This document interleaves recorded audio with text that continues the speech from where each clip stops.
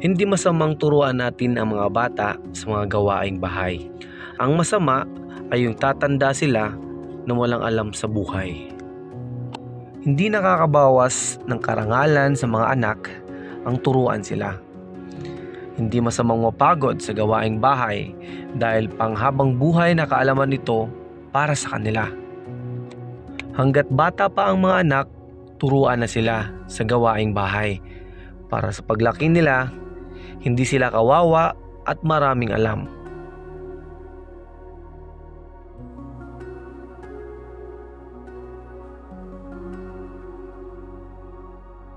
Minsan kasi, sa sobrang pagmamahal ng mga magulang sa mga anak, nagiging tamad sila at walang alam sa mga gawaing bahay.